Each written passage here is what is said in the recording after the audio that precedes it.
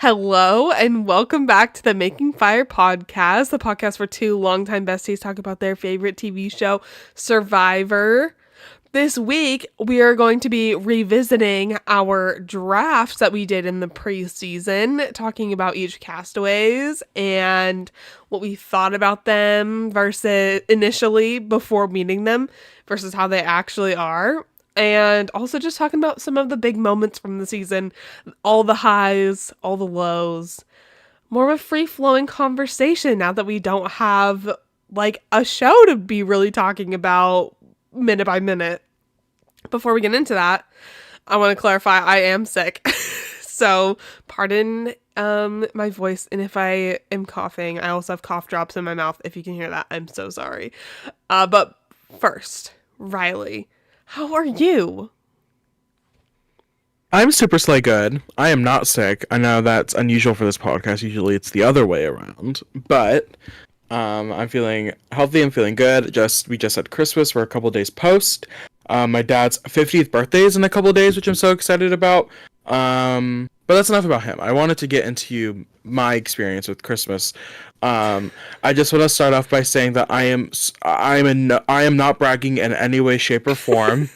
Okay, you and every TikToker with their $10,000 worth of Christmas presents. But I got a lot of cute things, a lot of good things, and I'm so grateful and excited. But I just wanted to show off one of my recent obsessions, other than Fortnite, have been Sunny Angels. Do you know what those are? No. Oh my god. The little, I'm covering it up because it does have a little, maybe the butt. You can see the little butt in the back here. Little butt. Oh. And they're little naked babies, but they're all like they're wearing. So this one's a deer. So they come in a blind box, and there's different there's different series, and so this is the animal series. So I got two animals. I got a deer, and I got a giraffe. Are you sure that's a deer? Yes, it's technically a fawn.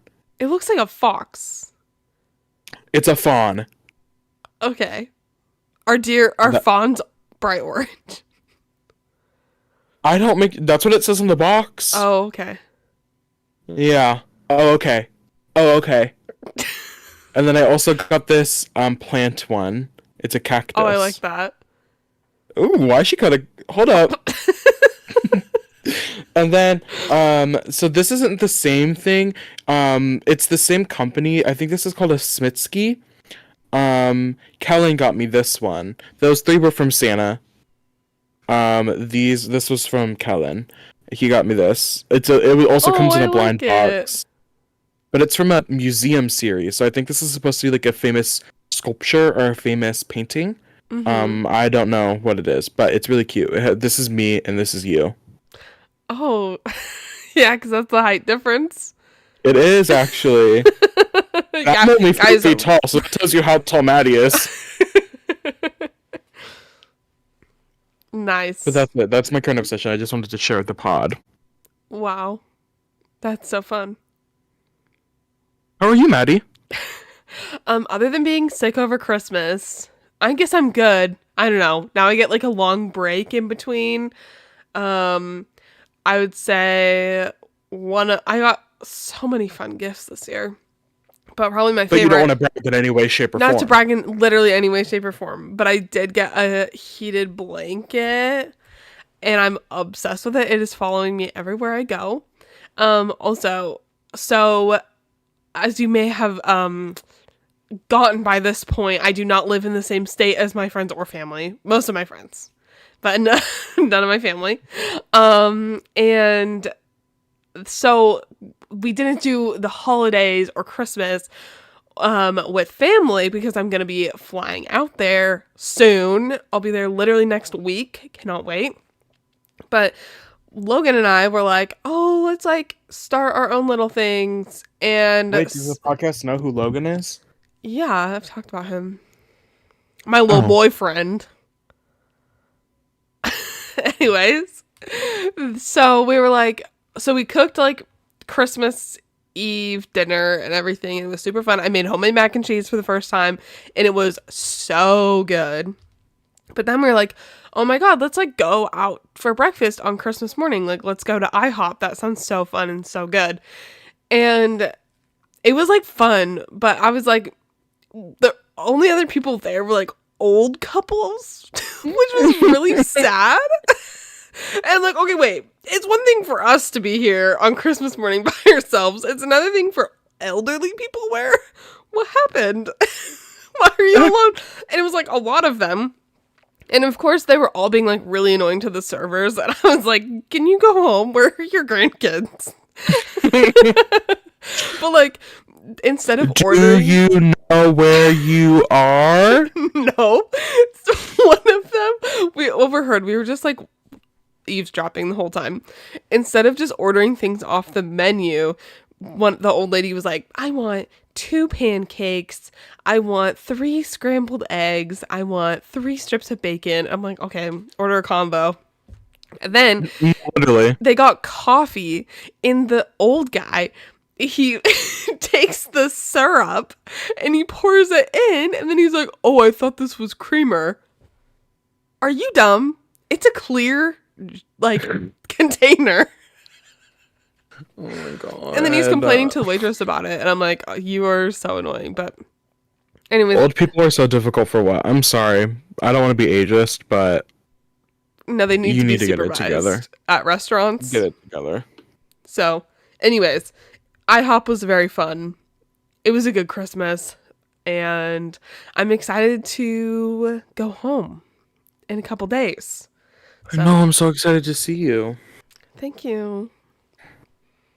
I'm excited to see you too. Oh my God, are we gonna go geocaching again? Maybe. More lore.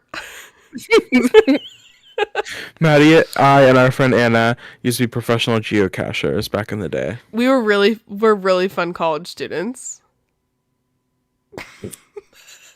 Yeah. Anyways. Okay. Should we get into our Imagine geocaching drunk. don't drink and drive? Don't drink and drive. But Have a designated driver. I know how to drive now. Rowan? Yeah. Oh my God. We go to That's my Applebee's. sibling. The Applebee's, get drunk, make Rowan sit in the car, then go geocaching. Oh my God. Anyways. I love that. Okay. Should we get into it? No. Thank you all for watching. This has been really I fun. think this is the second week you've made that joke. Okay. So Riley did too, rewatched our original preseason draft episode. And so that's how I took my notes, just in that order of picks. And then a little bit on like what I thought about them going into it. So should we just start at the top? Yeah. With your number 1 pick, Katura? Yeah. Yeah, I said I liked her, and we both spoke very positively of her. My one thing to note is I don't think her being partially colorblind came up at all. I don't think it was mentioned one bit. I think I actually forgot she was colorblind. I did too until earlier today when I rewatched our episode. I think I'm so glad that I had her as my winner pick. I'm glad that I was able to root for her the whole season. Mm-hmm. And, I don't know. I don't have much negative to say about Couture. I think preseason, I thought she was going to be more strategic than she appeared. Mm-hmm. I agree. Yeah. Yeah. I don't really have a lot to say. I feel like I think she performed well. She had a lot. I feel like she had a lot of preseason hype. Yeah, a lot. And so it's good that it's always nice to see. I feel like the Survivor community can always usually there's a couple of people you can usually always. Also, I'm saying this. I'm so sorry for this unflattering angle of me.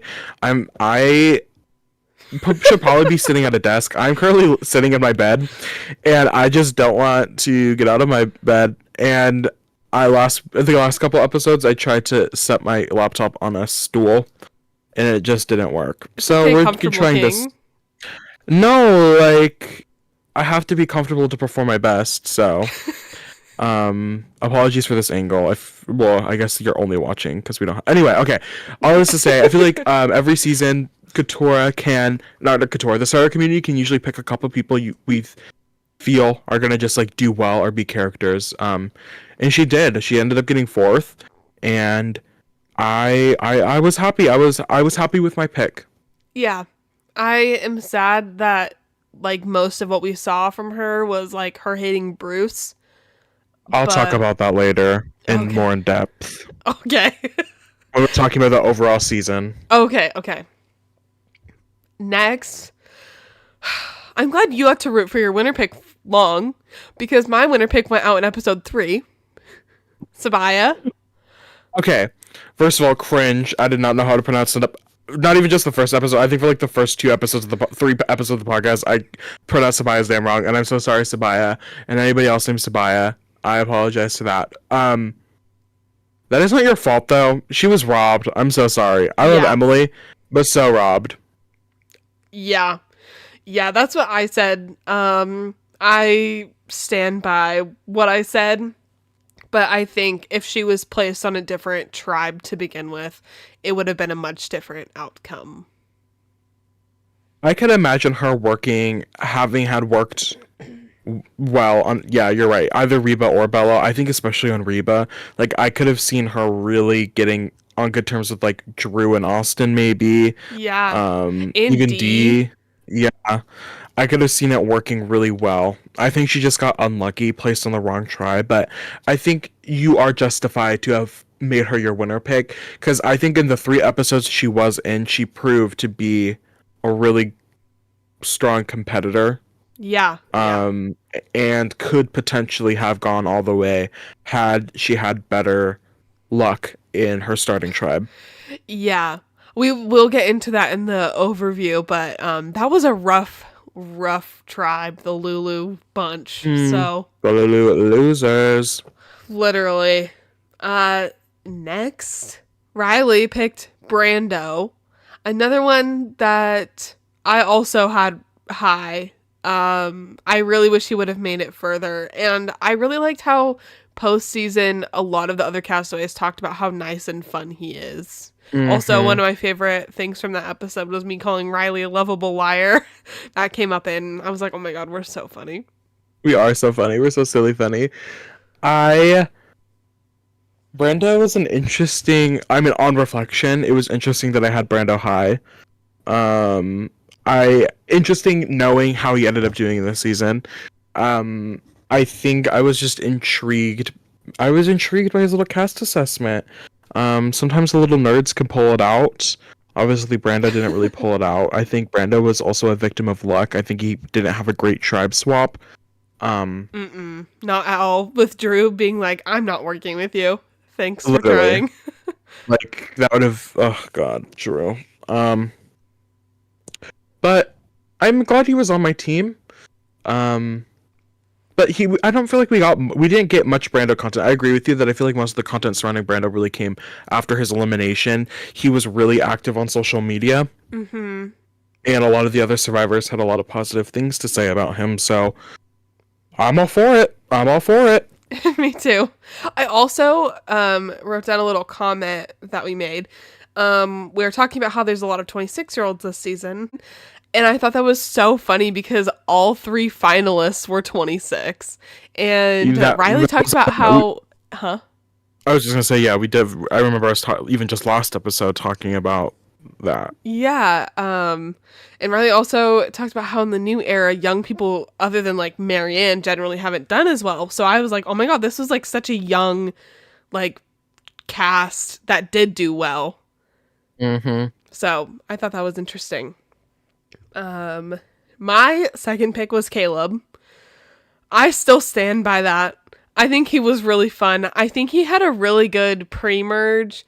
I think he got a little too confident and like flailed a little in the post-merge. That's when his gameplay was like, what are you doing? Please stop talking. He was just too friendly, making too many alliances, and people saw that. Um, and yeah, I liked him. I would love to see him back. He seemed really fun. And I also think he would do well, um, just having a chance to like build more solid connections from the beginning, like not being on the Lulu tribe, because like we saw how big of a role that played throughout this game specifically with like the Reba 4. And so I think he struggled when he like literally had no one other than like Emily on an island with a bunch of other people that all knew each other. So those are my thoughts.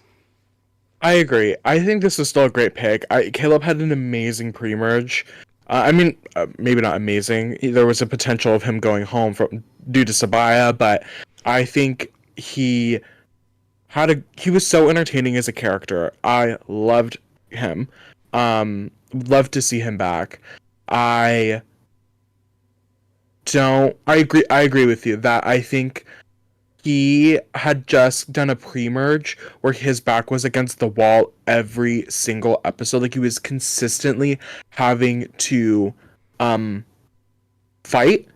And so I think come the merge, when now there's like 8 other people, and it's like he had gotten so used to playing with his back against the wall that that doesn't bode well when you're getting to know people, and when people are trying to figure out whether they trust you or not. And I think his mind was still set in this place where he was on a 3-person tribe, when in reality he was now on a 11, 10-person tribe, and having to actively play from there instead of playing for the position of being on a 3-person tribe. So I think that is sort of where it differs. I'm sure we'll talk about this later too. He had arguably the most iconic moment of the season with his shot in the dark play, one of the most iconic moments of the new era, I'd argue. One of the things I reflected about when listening to our cast assessment, though, and when thinking about his preseason perception, but then also what I remember reading from that article that I read from, is that I thought Caleb was going to be much more of a villain. Yes. I remember thinking that Caleb was going to come in and just like wreak havoc and like be a little mischievous and be a villain. I would argue that Caleb was a little bit heroic in what he was doing. I don't feel like we got much of a villain from Caleb. Yeah, I think it was Caleb who had the comment about liking watching Survivor players like cry on the beach or something. Yeah. And yeah, some of his comments just stuck out like a villain. But no, he was so nice and just liked by everyone, which was his downfall. So yeah, I'm glad I picked him. I would love to see him come back. So your next pick was Austin. I said that I originally did have him ranked higher, but then he just didn't stick out to me and got pushed down. And he seemed like a classic Survivor guy. There was something about Austin's preseason interview that really stuck out to me. As just like somebody that I felt like was going to do well. And I think reflecting on that now, I think it's even more interesting now knowing that he was an alternate. Yeah. And he didn't really have time to mentally prepare himself for answering these questions. Like he was probably honestly, in the timeline of things happening, he was probably like thrown into the preseason process, like the interview process, as it was happening. Like 73 whatever hours before the game, 72 hours before the game started, like he probably was thrown in as these interviews were taking place. And so having to answer these questions about like, how are you going to play, what inspires you, blah blah blah, without really like thinking about it, I thought was really interesting. And it excites me even more now thinking that those are the answers he gave and I liked them. But yeah, I'm happy that I picked him. He played better than I thought he was. Well, I'm making it sound like you played the A1 game. Like it was an okay game, but maybe he played as well as I thought he was going to play, which was good. And I'm Yeah. glad he played good. Yeah. No, I agree. I almost want to go back and read his interview knowing that it was so off the cuff. Yeah, So, yeah, I don't have a lot to say. He was fun to watch mostly and a little infuriating at times, but at times. we'll get into it. So, next I picked Julie. I stand by this pick, her being one of my high picks. I am so glad I got to watch her for so long. I said initially that I love the big mom energy from her, which is so fitting. She literally started going by Mama J, like pretty right Mhm. off the bat, which I predicted. And I thought it was funny. What more stuck out to me from this was your comments about her, about how you love an evil mom. And I, like, in my head was picturing her crazy eyes. Like, she literally did go crazy and was like, I think Dee reined in her, like, evil mom, but she Yeah, wanted to go there. It was she did. inside her. She definitely like if Dee would have let her just do what she wanted to do, like we would have seen an off the rails Julie. Yeah. And I think the Julie we got was still great, and I agree this was a really good pick. Um, I loved Julie this season. I also thought it was funny you made a comment about how you did not like that she talked about loyalty, which is really funny because that ended up being like such a big part of her game. But it was still fun. I liked her with Dee. Yeah, no, I had I a really agree. good time watching Julie. I um rem- evil mom. What was I gonna say? I remember going on like a spiel about like the mom archetype Mm-hmm. and how oftentimes it is unrewarded. And I think for like mom characters, Julie is one that I don't think the downfall of her game was because she was fulfilling the mom archetype. I think the Mm-mm. downfall of her game was she was just like a good player. I think oftentimes these moms are voted out because they're perceived as moms, and I think Julie was voted out because she was seen as somebody who held a lot of power in the game and did a lot of really um, important moves in the merge portion of the game. So, I mean, it was sad to see her go when she did and how she did. I'm at that final five vote, but it makes me feel a little better knowing that she wasn't voted out because they don't want to let a mom get to the end. Yes. I also Yeah. think she was just a victim of the Dee and Austin showmance because in my mind, I do think Dee was ahead of Julie in a lot of ways. But I think ultimately Julie became the target because Austin obviously didn't want to go to the end with Dee and Julie. That's crazy. Mm-hmm. But he Mm-hmm. obviously wasn't going to vote out Dee. So I think she was, not only was she a threat, she was a victim of circumstance. Yeah, I also like sort of in that realm. I think on reflection, preseason I would have never paired Dee and Julie together. I would never have I would never have thought that Julie would have found herself in a power position, and the fact that Julie was an integral part of the power structure in this season Yeah. is something that even we'll get much further down the line when we talk about Drew. Much further. Much further. Literally as far as we can go. I was a little shocked, surprised that she found herself in that position, but so happy for her. I think Julie, if I were to go back, I would have put Julie higher on my list. Yeah. Yeah. Yeah. So next, Riley picked Kelly. I said that on paper she seems nice. I thought she would either get like really hyped up but be an early boot, or she would make it post merge but we would never get to know her due to like production things, which I'm glad we did get to hear from her a bit more than I Yeah. thought we would. I think that's mostly just like because of the 90 minutes. I do wish we got to see more of Kelly. I'm glad she at least made it to the jury, but I wish she would have made it further than she did. I wish, I wish she could have been there longer than Bruce was. Agree. I felt really happy with my Kelly pick post her getting eliminated. Like, I think she is also a victim of circumstance. She just had a lot of clout at that point of the game, and that clout was really threatening this Reba 4 power structure. And so, unfortunate that she had to be like the victim of that, but I do think she set herself up really well.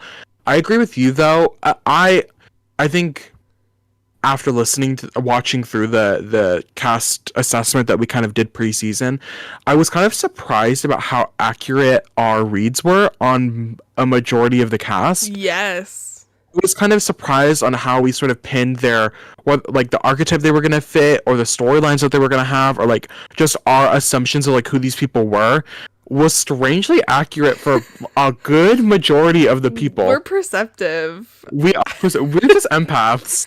Yeah. But your read on like Kelly being that person, I mean, she got more than like a normal, like, she got more screen time than what a normal purpled person would be. Mm-hmm.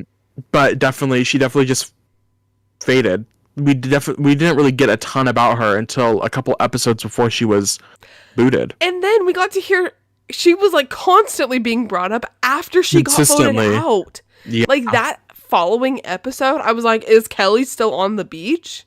Yeah. Yeah. She had I wish we could have seen more of the grasp she had on the Bello people. Yeah.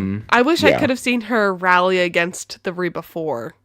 I think that would have been I think she would have been the one to do it.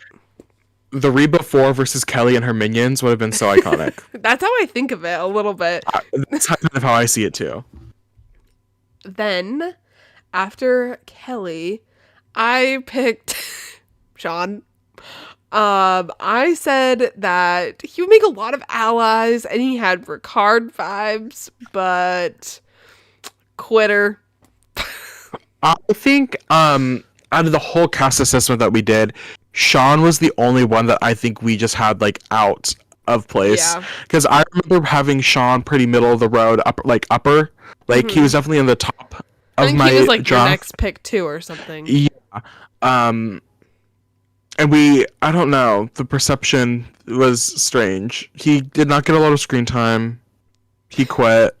Yeah. We can move on. I hope him and his husband and the Church of Latter-day Saints are really happy. They're not. I don't think he's Mormon. I think he just lives in Utah. No, I fully think he's Mormon. No, I don't think he is anymore. I think he was Mormon. Sean from Survivor 45 gay? I can answer that question. Sean from Survivor 45 Mormon.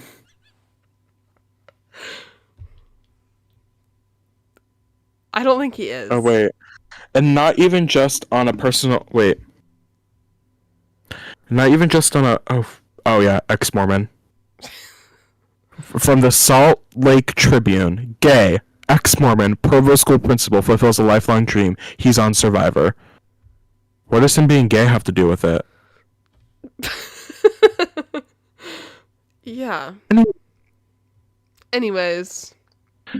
Yeah, we were very wrong about Sean. That's okay. That's okay. Like, you can't be right all the time. You can't be good at everything. You're so right. Like, and we did so well on so many of these. Me, like, about 5 minutes ago, just doing the whole spiel about how right we were, then getting to Sean. Pretty girls can't be right all the time, because if we were pretty and right all the time, then everybody would hate us. I think the two things that we got wrong the most, like, while we're at it, Sean, and then ranking D so low. Yes. We'll get, once we talk, is D next? No. D's in like a couple. Maybe? D's in a couple, yeah. Okay, we'll talk about D when we get there. Okay. So next, Riley picked J. Maya. I said she seems like she has a big, loud personality, but maybe we got her a little wrong. We got nothing from her except the iconic moment when Caleb was safe when he played his shot in the dark and the sad look on her face in that picture. That is all I think of her, period. Her and Sifu, like, just were not there. Period. Maya, similar to Brando, is another person that got voted off that had a lot of postseason, like, content. I feel like she was talking a lot. A lot of the other survivors were engaging with her. Did you see multiple times throughout the season, her and Sifu have played music together and like done shows together? I think I have seen that, yeah. Which is so fun. I love that for them.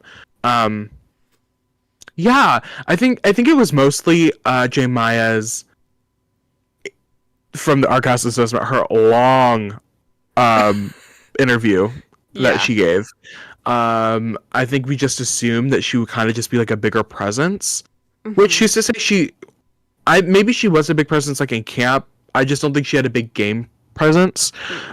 She just had, from what we saw, no social strategy ground to like stand on. No, she was so, no offense, and we can get into this later, but she just seems so clueless about like her standing in the game or really like where to go. I think it would be tough being on the Reba tribe as like not one of the four. Only two outside of the main four. Like that is such a tough spot to be in. So that's definitely tough. But then like she just was consistently not making smart decisions. So, but I just think of her at that the reaction. Yeah, I think one of the hardest things to watch this season for me was J Maya not knowing what was best for her game, like not seeing Sifu right there as like a number she should work with, and instead wanting to get Sifu out so passionately, so badly. I was like, babe, you have, and even like honestly, now again reflecting, I don't feel, or no, I feel, what am I trying to say? Whoa. I don't know what I'm trying to say. I don't feel bad. No, that's not what I'm trying to say. I feel bad for making that okay, yeah. Regroup. I feel bad for around the time when J Maya like gets voted out and stuff for kind of like shitting on her game. Because in reflection, come to the end of the game, even in the final five, the finale, we see Katora being like, oh my god, how did we let this duo get to the end of the game, right? This Austin and D duo. So then that puts it in perspective more that maybe this Reba 4 wasn't as like present, right? Like maybe it wasn't as like easy to see. Yeah. For everybody else. And so then I'm like, okay, maybe Jeremiah just like didn't see it. And even if Couture couldn't see it going into the final 6, into the final 5, if nobody else could see it, then like I get it, I guess. Yeah, I agree with that. I don't really have anything else to say. Yeah, maybe we were a little harsh, but it's okay. We can't be pretty imperfect. We can't be pretty imperfect, you guys. Next, I picked Jake. I said he just gives off like Survivor players that go far. Okay, maybe we were a little bit more wrong than I thought. I said that he also seems strategic, able to make good relationships. I was right that he would go far. And you were right, he would make good relationships. With who? We'll circle back. With Jeff? Yeah, the producers. The producers ate him up with those little silly confessionals. That's all I'm going to say. Him. No, I thought he was fun. I said, yeah, he just seemed like a safe, good pick. He was really, he was like a wild card. You never knew what was going to come out of his mouth. His Boston mouth. I flashback to like episode 1, recording this podcast for the first episode. Or sorry, I guess episode 3 technically, when Maddie and I were fully gagged and gooped with Jake. The first time I heard Jake talk, I feel like it was like episode 2 because maybe it was the first episode. I remember feeling like we heard him talk and we didn't hear. Oh, no, maybe that was Sabaya. Oh no, it was Sabaya because originally I was like, oh my god, and she has a southern accent, and then the first episode she didn't, and then the second episode she really did. No, you're right, Jake. When Jake opened his mouth. Because Maddie and I, for those who didn't watch our cast assessment, Maddie and I didn't watch any videos. We just read their interviews. We didn't watch them like speak, and so that's why we didn't know how to say some of their names. That's why we didn't like know what like everything. So Jake talking, that messed me up for a little. I was like, what is going on? I never got used to it.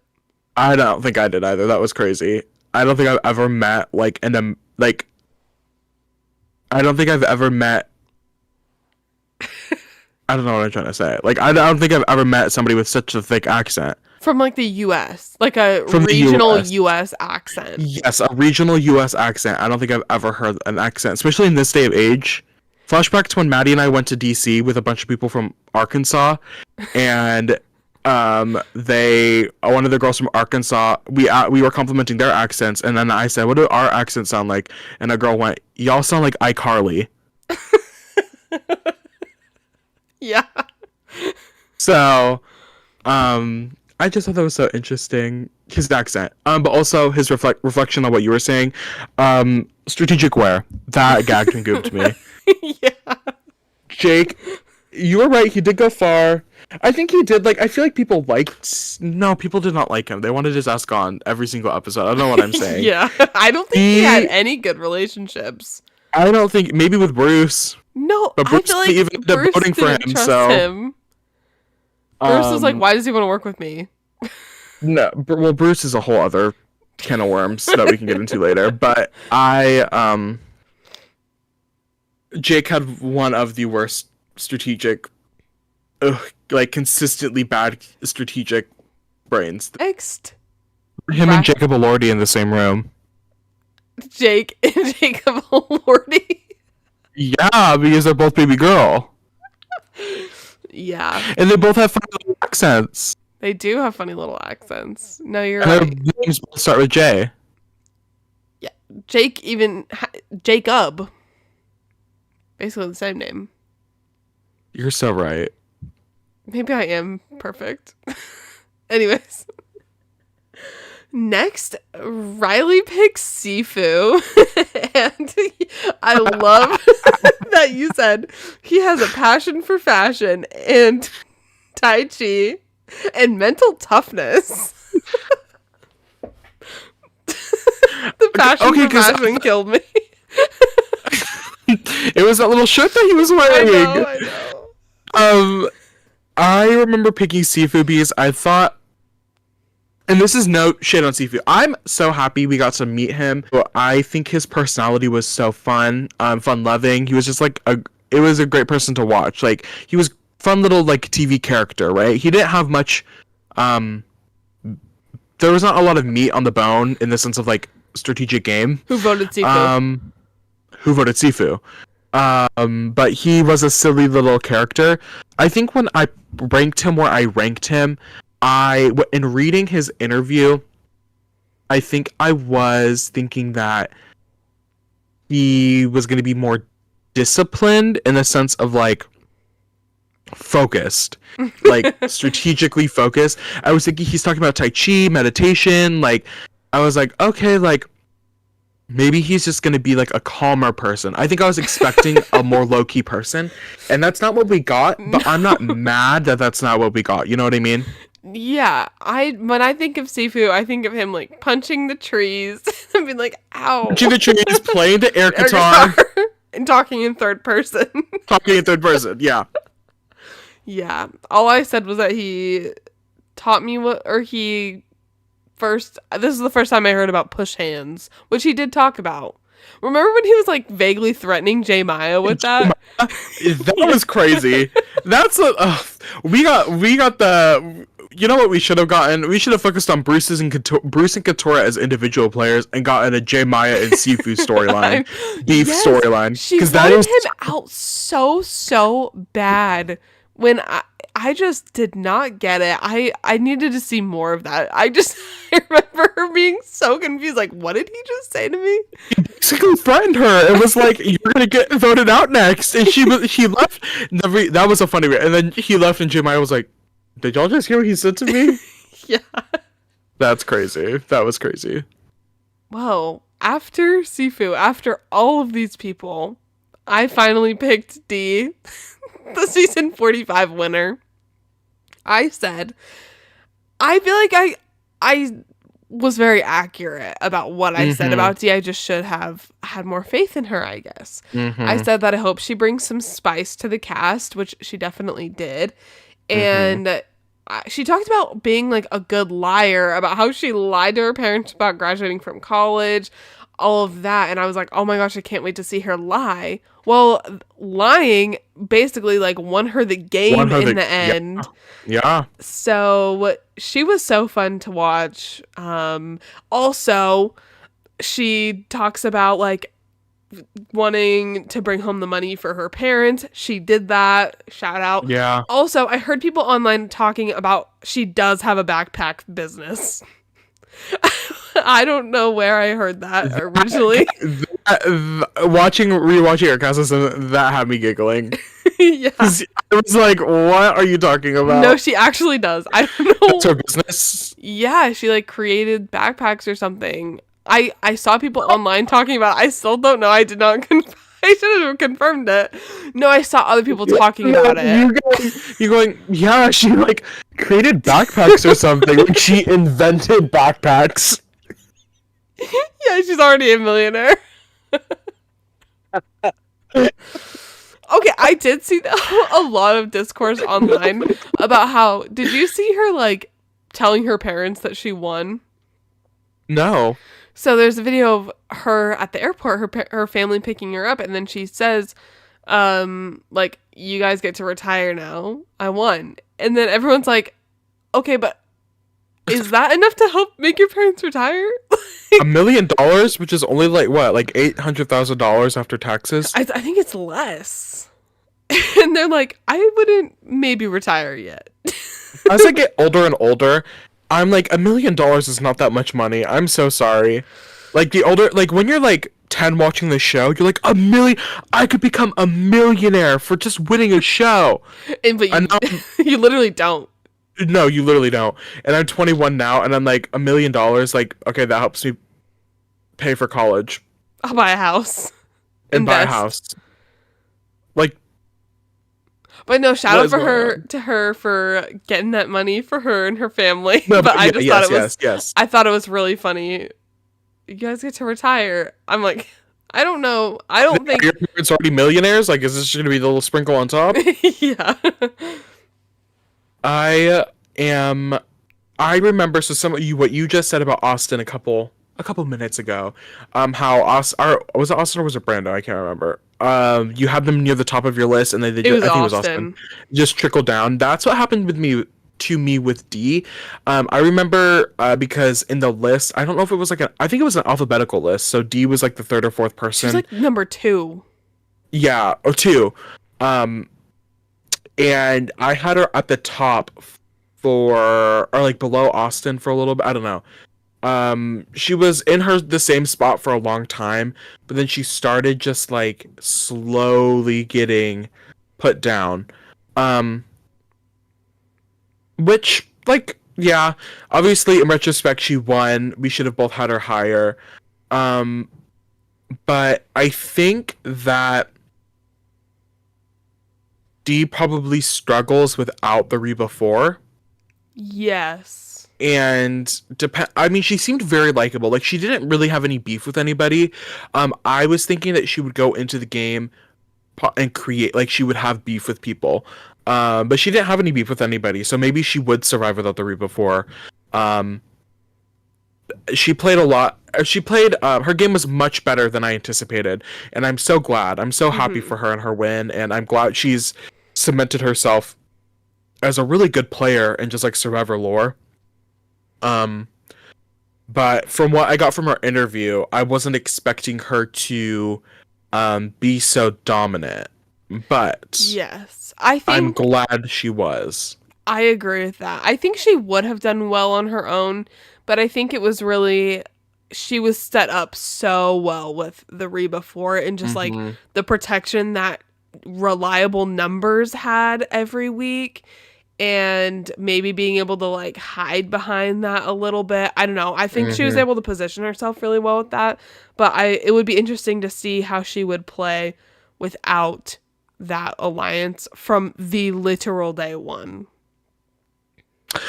Unrelated to this, but still on topic with D, I think I'm watching our cast assessment. I don't know what I was on, but why was I shitting on everybody's jobs? I was gonna bring this D, up. You were mad about entrepreneurs.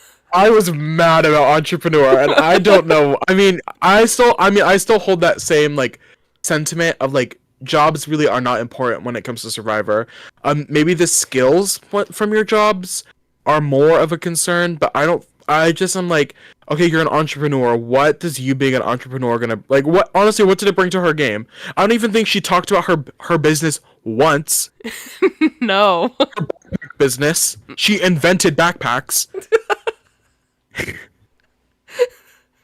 Yeah. Like, I don't, like, whatever. I don't, come season 46 cast assessment, I don't feel like I don't think I'll be as angry about people's jobs, but No, I liked it. I thought it was funny. there was multiple people that I was like, I don't care. Multiple, it was not just G, there was multiple people where I was like, I don't care. I think like the further we got into it, the further you like got mad about people's jobs or like some of their comments. I think it was Jake. You like picked up some one-sided beef with Jake. What did you say? It was some comment he made, and you're like, it was the answers he had to the questions were so vague, and I was like, I'm getting nothing from you. I'm like, you're so like boring. I'm like, why are he was like, I'm gonna win this because I want to win it or something, and I'm like, so does everybody else. That's why they're here. Like, I don't. Yeah. Anyway. Well, moving on. Riley picked Emily. I had Day one. You gave me I picked Emily and you went. No, I literally had her as my very last pick. You admitted that too, yes. Yes, I know I did admit. I'll say it again. I don't like how she described herself. I mean, it was very fitting for like. It was very fitting for early game Emily. Yes, I agree. Aggressive specifically. But she just like listed out all of these pet peeves that basically included just like anyone breathing. And then she said for her hobbies, she listed meal prepping as one of them. And that really set me off. And she is still welcome to come on this podcast and defend meal prepping as a hobby. You do it every week consistently. Like, yeah. Is that not a hobby? Well, it's just like boring. There's nothing more interesting about yourself, Miss We're Financial talking about Analyst. Survivor on the internet. Yeah. I don't think we get to pick and choose what hobbies are good hobbies. Well, I'm glad that we had Emily transform throughout the season. I thought her early game was so funny and just so out of nowhere, like aggressive, like she said. Maybe it wasn't out of nowhere. She literally said it. But I ended up really liking Emily, and she seems fun. Emily was the star of this season, I feel like. Yes. She didn't go out early, but like mid-merge, there was a couple episodes where we just didn't get to hear from her since she got voted out, but she was the star of the season. She had such a great story, a very entertaining story. This was really Emily's story, and I'm glad we got to watch it. She was so out of pocket in the beginning of the game. I just remember her going, Sabaya wanted to vote Caleb out, and I just remember Emily going up to Caleb and being like, Emily was like, I'm not, this might seem like Emily's trying to save her ass, but this is Emily trying to save your ass. Yeah. Crazy. she's such a, I would love to see Emily back on my screen. I know. Did I you think see her interview though? I did, which is so sad. Which is so valid. It's so valid. It sounds like, for those who didn't see that or read that, we will most likely not be seeing Emily Flippin on our Survivor television screen again. She had a great time, but she's like, it was good. I don't need to, like, I don't want to do it again though. Like, it's not going to be the same a second time. Which I think is so valid, and I think is like, it's sad to hear as people who were like fans of her, but it's also just like, I think it's nice to hear in this era of like people going on reality TV to become like stars.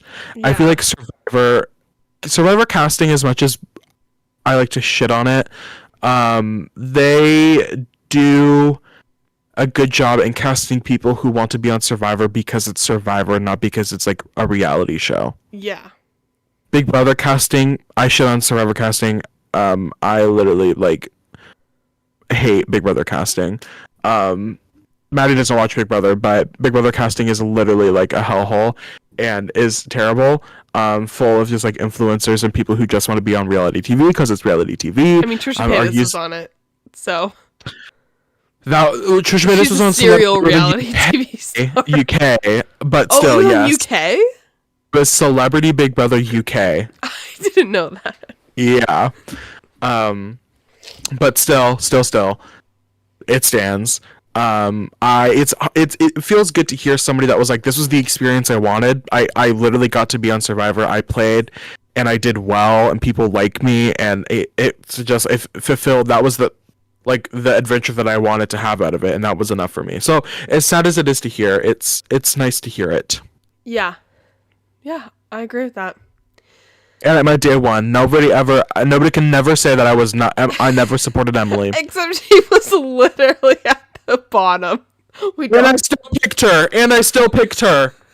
Okay. And you give me where was she on your list? A very last. Yeah. That's fine. Come on this podcast. Emily, we would love to have you on this podcast. We would. Anyways, moving on. I was dead on with this next one. I picked Hannah. All I said basically was that I think I like her. I just don't know how far she'll go. Literally, she quit first episode. And that's so true. Like, I did. She seemed funny. People seemed to like her still, like the cast. Yeah, she's in all of their little pictures and stuff. Yeah, but she did not make it far. And that's what I said. And Riley called her millennial core, not in a good way. True, and I still stand by that. The nicotine addiction, very millennial core. No, not nicotine, vaping specifically. Yes. Yeah. Yeah. Period. She's a queen for that, though. She said, and then I didn't realize, I've heard she was sober. I wonder, is she sober from alcohol, you think, or like harder drugs? Oh, maybe. We probably shouldn't speculate, but yeah, no, she definitely seems like it. She had a nicotine addiction, and a dream. An addiction to bed. An addiction to sleep, beds, and naps. Yeah. And a dream. And good for her. She did what thousands of other people could not, and got casted on Survivor, and everybody else can stay mad. I mean, it's a little annoying that she left because she had nicotine addiction, but that's her story to tell. And if you want to come on the podcast and tell it, you can come and tell it. I don't know if I want her on, if I'm being honest. We can be picky and choosy. I don't want to give quitters a platform. Anyways, next, Riley picked Brandon. I said basically nothing about him stuck out to me. I will say still nothing from like the show other than, oh my god, he's probably the worst person at challenges I've ever seen. Sorry. Yeah. but he posted a TikTok that made me laugh out loud. It was him, and he's like, guys, I just downloaded the new Survivor game on the Switch. And then it cut to him, like, on the side of the boat, on, like, the barge in the very beginning. He's like, no, but, like, how do I get him to go up? Like, I want him going up the ladder. How do I do that? I thought that was really funny. I like that he can laugh at himself. Similar to Jeremiah and Brando, I think Brandon has had a lot of postseason love. Mm-hmm. Good for him. And that's all I'll say on that. So next, I picked Kendra. I still stand by what I said. I was like, oh, she sounds fun. I think I would enjoy being around her sometimes. I don't know. I think she was annoying sometimes. Like, oh, just a little bit over dramatic. Her crying about cheers, Kel, on the beach after Kelly got voted out. That would make me so... I would be annoyed with that. But I think she'd be so funny to be around. She seems fun and just, like, light energy-wise. Yeah, I agree. I think she is probably, like, the robbed... Oh, no, Emily probably should have been... Well, I think on our draft, she was probably the robbed person, arguably the person who should have been drafted higher than she was. Not Drew? No. She did good. She was a good presence on the season. Yeah. And she probably should have been drafted higher, but she wasn't. And that's not something we can change. She didn't win, so that's fine. True. Next, for Riley's last pick. Out of spite. Out of spite, I basically gaslit him into picking this person.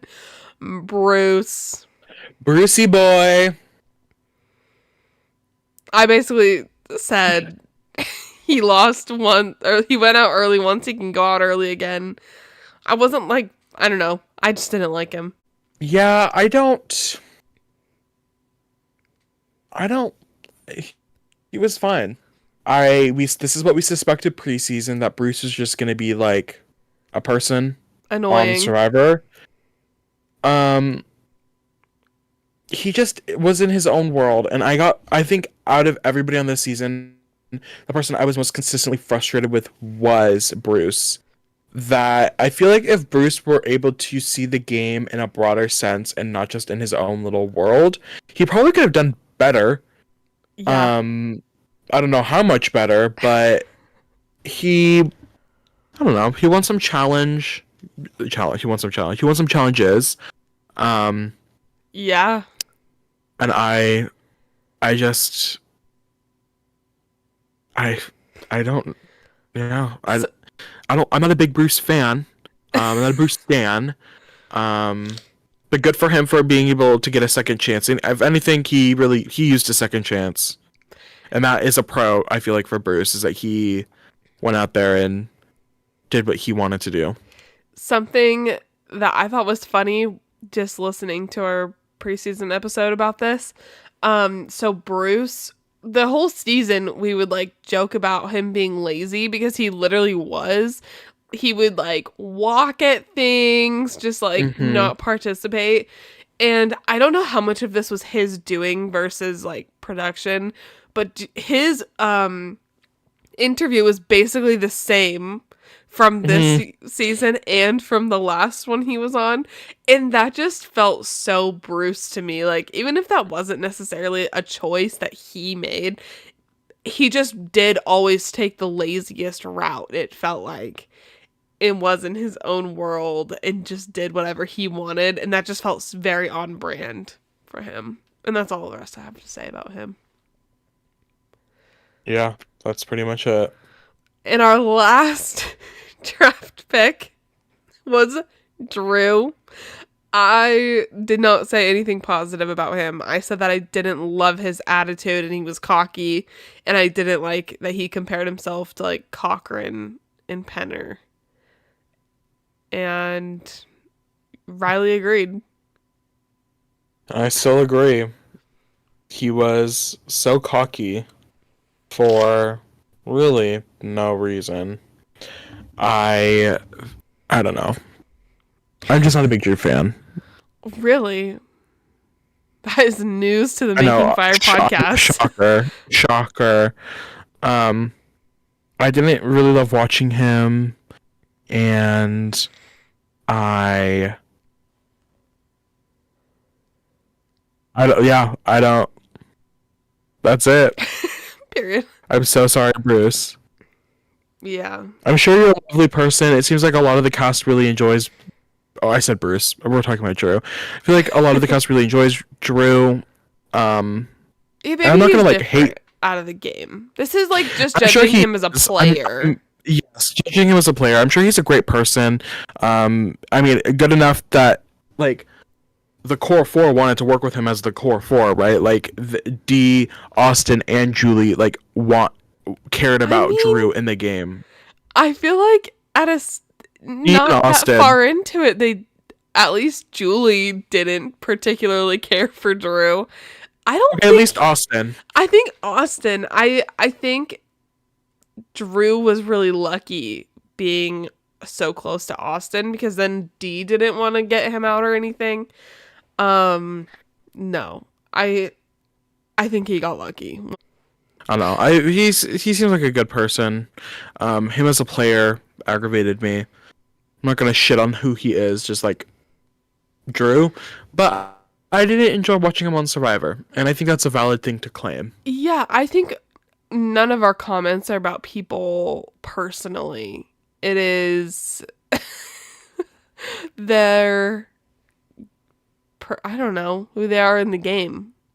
Mm-hmm. Doesn't Our opinions about them do not extend to outside the game at And all. honestly, we're just two people who are making a Yapping. little podcast, yapping.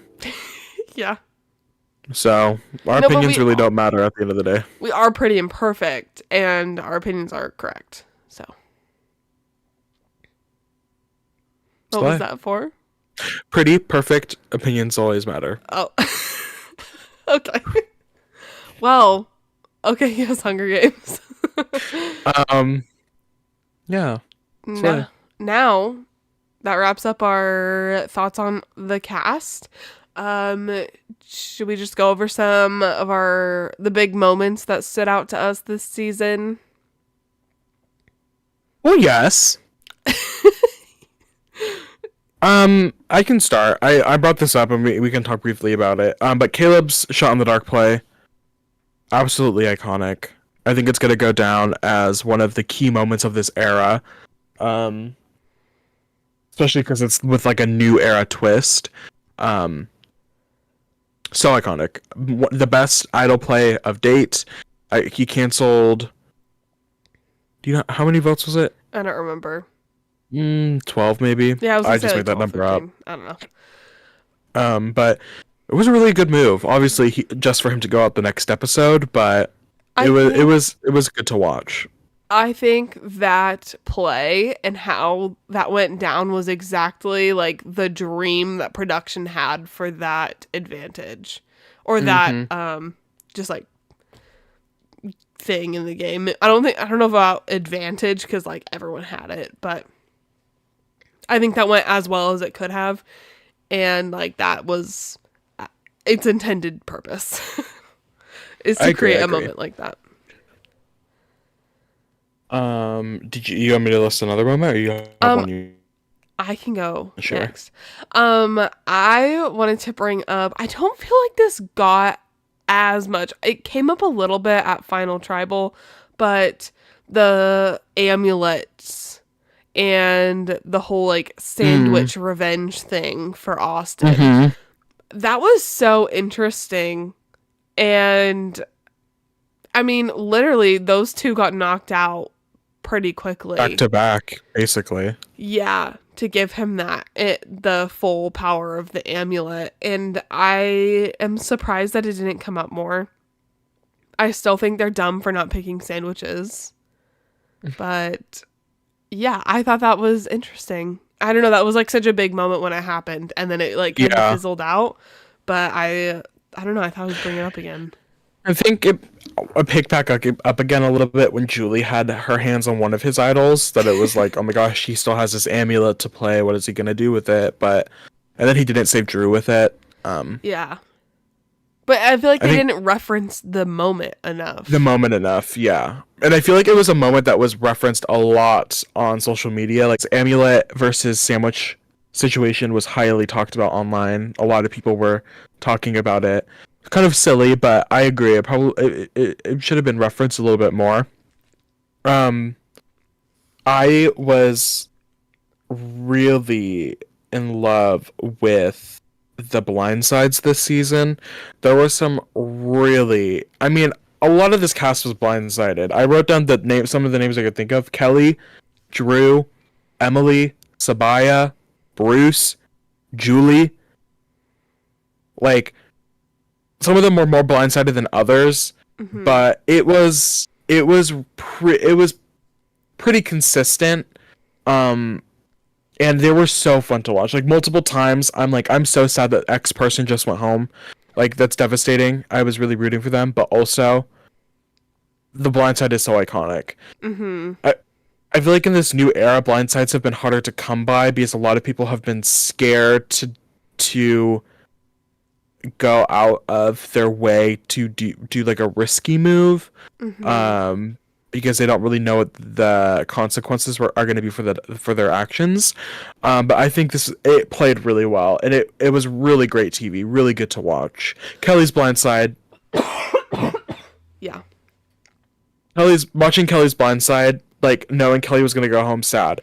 Watching Kelly's Blindside unfold, so happy. Even like the fail Blindsides, Jake, talking to you, watching these plans, like watching Jake fail to do like a blindside multiple times, that final 5 vote not coming out to fruition was fun to watch. Like, it was messy. It was good TV. I really liked it. Yeah, I agree with that. Something I also thought about. I feel like one of the big cons that I had this season, or something that kept coming up, was taking away votes, which you know how Riley feels about that. But I feel like there weren't as many annoying advantages this season, like we've seen in like past New Era seasons where they've really dominated the game. I really like that this season they were way less, or like the ones that were there just did not affect the game as much as they have in the past. I agree. There wasn't actually physical, like, beware advantages, scroll, like, things that are gonna, like, cause problems, which I like. There wasn't the physical, like, embodiment of these things. But I agree that the consistent, it was a point from Sifu's vote down to Emily's. Emily had the chance to risk her vote. Or the episode she went home? Yeah.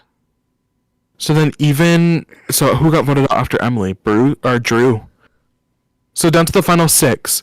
Sifu, who was voted out 13th, down to Drew, who was voted out 6th. I'm sure there's probably a flux in there somewhere, but it was pretty much every single tribal had some sort of somebody can't vote twist, or some sort of like non-traditional tribal twist, which is far too much and far too late in the game, and it was a little over the top and unnecessary. So I agree. I don't know. There needs to be some sort of balance. I like that there wasn't that many physical disadvantages, but I think the complication of like no votes and things like that, just it was too much. It was a little too silly. Another negative, in my opinion, we brought this up in the when talking about some of the women. I think there's just like a consistent thing in this new era, but I think it was really present this season, the under-editing of women throughout the season, or the selection of their storylines. Yeah, I would say that is huge. I think there's an under editing of like Kelly, who seemed to be much more important than she was. An under editing of like Jemiah. I'm not really understanding why she was making, like, they kind of just made her seem like she was a bad player, but we didn't really get to hear directly from her why she was making the choices she was making. Yeah. And really an under editing of D, I feel like, specifically in the pre-merge portion of this game, considering she did hold one of the most powerful positions throughout the whole season. We really did not get much from her pre-merge. But then even just the selection of storylines, I think that really obviously shows up with Katora. Maddie and I talked heavy about this throughout the whole season, that the consistent pre-merge and even into the mid-merge up until Bruce gets voted out of Katora versus Bruce, it was a whole thing. We thought this was going to end up being a huge moment, a huge thing, and it ended up nothing. It went nowhere. So why was Katora's whole personality Bruce? That they did her so dirty for that. That was so uncalled for. Yeah. And she was clearly a very interesting person. Like, we got to hear about her life. She's clearly a very interesting person, and I think she had a much better social standing than we were shown. Yeah, I think it's also pretty telling. After Bruce got voted out, we maybe heard her say once or twice, like, "Oh, I'm glad Bruce is gone." Yeah. But period. That was it. And then it was like, now what was Katora's storyline supposed to be? Like, it's just frustrating that was 90% of the, like, what we heard from her was her hating Bruce, and then it to not lead up to literally anything. Mm-hmm. So frustrating. And yeah, I wish we would have gotten to see more D. I feel like maybe the producers, like, were trying to walk a fine balance between, like, not giving one person, like, a winner edit fully, but like, now that I have more of a full picture, like, getting to reflect on the game, D was absolutely controlling the Reba 4. The way she had Austin wrapped around her finger doing literally whatever she wanted was crazy. Like, not even necessarily whatever she wanted, but he was giving her every piece of information the entire way, and like, it just would not have been successful without her managing that. And I wish we could have seen that more. It's like, I finally pieced it all together in the end. But I don't know. I wish we could have seen that a bit more. I think their Survivor has just a terrible issue editing their women winners. This is like a historic Survivor problem since the beginning of the game. I think the cons of 45 are cons that are reflected just across the new era, or even just across Survivor. These are issues that consistently appear. And it's sad that 45 didn't, like, break that mold, but I don't think its negatives were, like, its own thing. Yeah. You know? I think it's the best season of the new era. I did a little ranking. Ooh. My ranking of the new era seasons are 45, 42, which is Marianne's season. Yeah. Just for people, Maddie may or may not have looked confused, but people who are listening, okay. 45, no, the season I we just watched. Oh my god. Why are you yelling at me? Maddie, why are you yelling?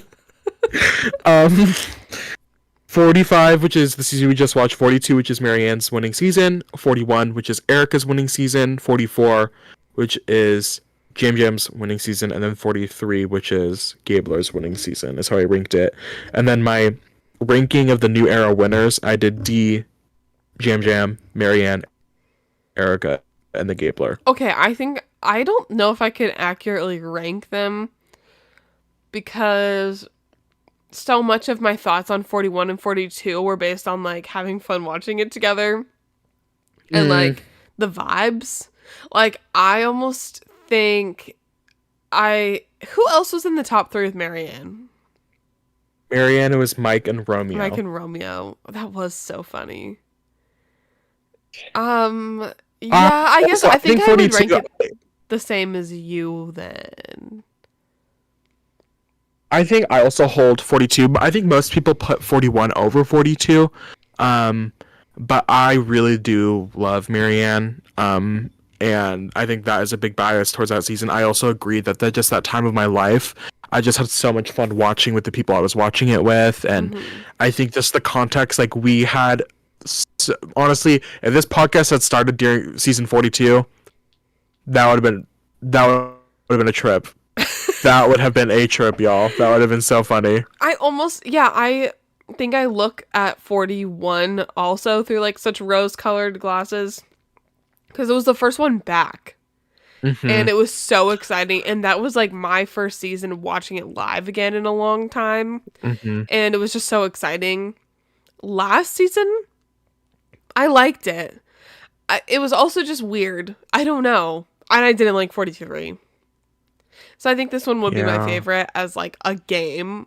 I don't know if I can reflect on the other ones as well. I'm sure give it some time. Because it's also recency bias, like we just finished. Like also again thinking of like the time, like this is the first season we podcast together, and like obviously that's going to be something. I'm watching it a lot more in depth than I have the other ones.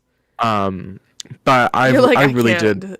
You're like no, I've watched every season this in depth. I do notes for every single episode of Survivor I watch, and this is the first season we podcast. So, I really enjoyed this season. I guess to like wrap up. Yeah. I really enjoyed this season. I think Dee is an amazing winner. I'm so happy for her. A week post her win, in their finale.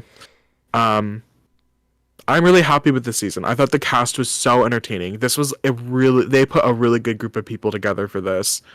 Different personalities, but significantly entertaining. I saw a tweet a couple weeks ago that said all good seasons of Survivor have at least one quitter or medevac, and I think that's so true. Heavy on the medevac.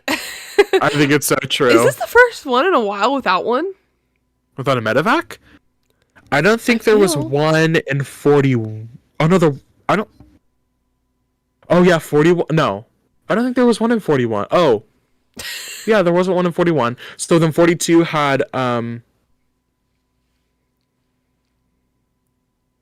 I feel like someone guy.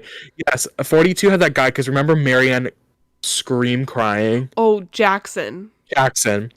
Yes. That was 42. Marianne just annoyed me from especially heavy in the beginning. She took a little bit to calm down. Marianne, I always loved you. No, she was literally inconsolable when this person on day one went home. I don't know if anybody got medevac from season 43. Oh, really? Or, yeah, I don't think so. Oh. I'm looking at the cast list right now. I always love it. No, I don't love when that happens, obviously, because I don't want people to get hurt, but it is, like, fun, the drama. Do you remember that guy climbing on the rocks last season? I think that Matthew, I think Matthew single-handedly started this podcast, because the way that Maddie and I both had beef with Matthew, and we consistently talked about it, and we're like, we just need someone to share these thoughts. Yeah. Matthew's the reason this podcast formed. I'm so sorry. Yeah. Well, that's it. That's a wrap on season 45. We're never going to talk about it again. Ever. No, it's done. Well, some housekeeping before we fully wrap up. This episode, you were seeing the week it's filmed. There will not be an episode coming out on January 6th. Oh, we will be storming the Capitol.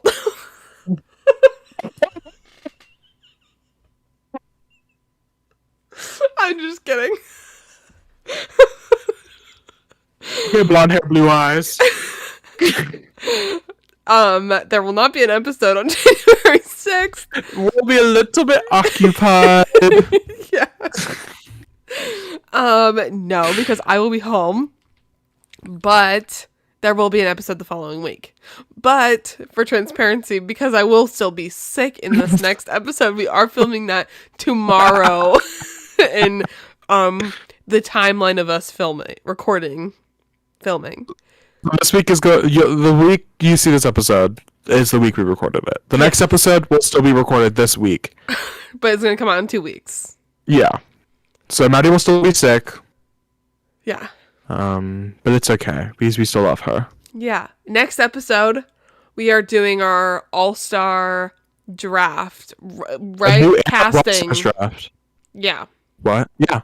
We're basically casting a season of all-stars from the new era.